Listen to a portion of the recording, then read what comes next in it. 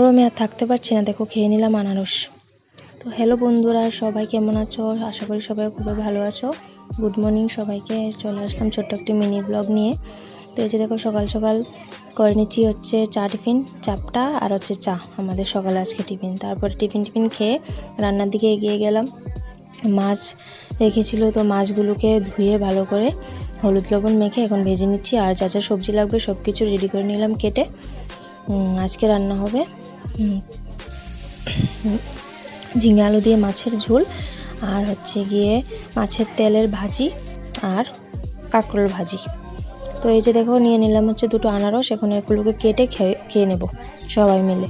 তো যা যা বাসনপত্র ছিল সব কিছু ধুয়ে টুয়ে নিয়ে আসলাম। রান্না আমার অলমোস্ট হয়ে গেছে, আর কাঁকরোল ভাজিগুলো এখন বসাবো, তারপরে মাছের তেলটা বানাবো।